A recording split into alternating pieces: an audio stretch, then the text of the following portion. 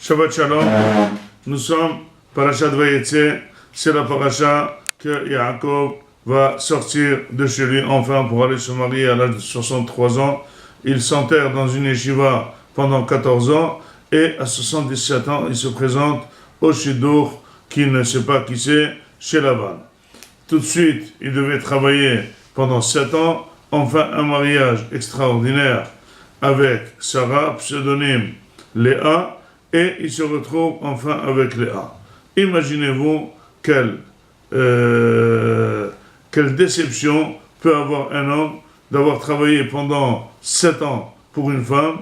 Il dit très bien que ces 7 ans sont passés comme un jour parce qu'il aimait énormément Rachel.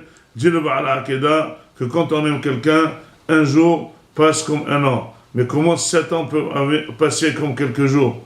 Dit le Baal Akeda, finalement il était tellement fier d'épouser Rachel, il a dit ça vaut le coup de travailler pour elle 100 et 200 ans. Donc finalement travailler 7 ans, c'est comme travailler quelques jours. Imaginez-vous que quelqu'un il achète une voiture. C'est une voiture qui vaut 100 000, il achète à 50 000, il a dit ça coûte cher. Mais s'il il achète à 50 000 une voiture qui coûte 1 million, il dit je l'ai acheté avec des agorotes, avec de la petite monnaie. Pourquoi? Parce que vu la grosse affaire, il était très content. Quelqu'un qui se prépare à cet âge-là à un mariage, quelqu'un qui vise une femme, quelqu'un qui rêve d'une femme, eh bien, il se retrouve avec une autre femme qui s'appelle Léa. Comment devrait-il réagir? Eh bien, tout simplement, la logique dit qu'il fallait divorcer les deux. Il ne va pas rentrer dans ce monde de gens malhonnêtes. Il ne va pas rentrer. Rachel est malhonnête, Léa malhonnête. Rachel, il a prévu avec elle tous les secrets pour ne pas qu'il y ait un exercice de combine. Eh bien, elle a dévoilé tous les secrets. Léa, c'est qui cette minable? Parce qu'elle pleure, elle le veut. Elle rentre à la place de sa sœur. Quelle force elle a de rentrer dans une danse? Il dit, c'est moi Rachel. Qu'est-ce que c'est que ce comportement? Et ce Laban, qui est en train de gronder Yaakov, dit, dis-moi, tu es un homme impoli, tu es venu chez moi, tu veux nous casser la maison. Notre minhag, c'est de donner la grande fille d'abord, et après la petite fille. Il dit, mais attends 2 secondes, c'était le cas, il fallait qu'on en parle avant. Comment ça se fait que maintenant tu me dis non? On a très bien parlé de Rachel, maintenant tu me dis que tu n'avais pas l'habitude de donner la grande avant la petite, c'est pour ça que je nous donne les attends 2 secondes. Donc on n'est pas d'accord, je vais chercher dans une autre famille. Qu'est-ce qui se passe? Mais c'est pas le but de la dracha. Le but de la dracha, c'est que comment devrait se comporter Yaakov Avinu avec Léa? Eh bien, tout simplement, Yaakov Avinu, c'était un grand homme. Il s'est comporté avec Léa comme il devait se comporter avec Rachel. Il a très bien compris que c'est Mina Shamayim qui s'est marié avec cette femme. Il a fait de tout pour ne pas l'épouser et pour épouser une autre, mais c'est celle-là. C'est celle-là. Il pensait sur une blonde, il est tombé sur une brune. Il pensait sur une grande de taille, sur une petite de taille. Il pensait d'une telle famille, il est tombé sur une autre famille. C'est cette femme, c'est tout. Eh bien, il a dit, je vais l'aimer, cette femme, je vais lui faire le kavod, on va vivre ensemble comme il se doit. Et donc, finalement, Yaakov et Léa ont vécu un couplage extraordinaire. Mais, et là, MIS, il y avait tout de même un grincement, puisque Léa sentait qu'elle n'était pas les Khatila. Léa sentait, c'était pas ça la première éma.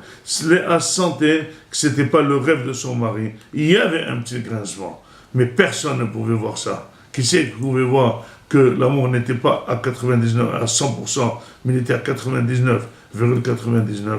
S'il n'y a que Léa qui a senti un petit peu, et Hakadosh Baruch Hu. Et là, Léa elle a marqué 4 buts pour signifier ce manque d'amour de son mari éventuel, qui était très très interne, et extérieurement, il était à 100%. D'abord, dès qu'elle est le premier garçon, elle l'appelle Réhouven, elle s'appelle une femme pauvre. Une femme qui n'est pas aimée à 100% par son mari, c'est une femme pauvre qui ra'a Hashem Be'oni. Elle le marque dans le nom. Tellement Yaakov était un homme classe, il y a 2000 et plus d'années, s'il a donné l'autorisation et le droit de nommer ses garçons, pas ses filles, ses garçons. C'est elle qui a nommé les 4 enfants. Et dans les 4 enfants, elle fait trace de son shlom bayit. Réhouven, c'est Akadosh Baruch Hu, il a vu son manque d'amour de son mari. Shimon, Akadosh Hu Shama Tefillata. Le 3e, elle a dit, maintenant je me sens un petit peu plus couplé et lié à mon mari Lévi. Et Yehuda, elle dit, Toda Rabba, on est arrivé à une vie de couple extrême.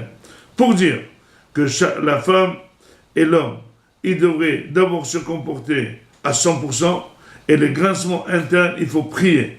Quand on prie pour un shalom bayit, et quand on accepte que le zivug est de HaKadosh Baruch Hu, alors on doit se comporter avec cette femme qu'on lui a dit, allez, Atmekou Deshet, comme la meilleure femme de rêve qu'on a rêvé. Mais on n'arrive pas tellement dans le cœur à vivre sur notre comportement, et bien le comportement va amener le cœur. On peut arriver dans tout couple qui démarre à 70%, à 80%, il faut et on devrait arriver à 100% d'amour. Et sinon, il faut amener à Kadosh Baruch Hu, il faut prier pour toujours avoir un contact et un amour avec son mari à 100%, et ça se transmet sur les enfants. Quand Réhouven, on a demandé à Léa, pourquoi tu l'as appelé Réhouven, elle devait justifier. Pourquoi tu l'as appelé Shimon, elle devait justifier. Pourquoi tu l'as appelé Lévi, elle devait justifier, jusqu'à arriver à Yehuda, Odé et Hashem, Léagit, Odarba, les Boréolam. Akadosh Hu a créé l'homme et la femme pour vivre avec une entière unité, une unité à 100%, comme Ben Adam et Had. Si on n'arrive pas spontanément, il faut tout faire pour y arriver. Par le sechel, par le comportement, par les actes, par le respect d'autrui, parce que le respect d'autre, c'est l'aimer, et en plus, prier pour arriver à un shalom bayit maximum. Shabbat shalom.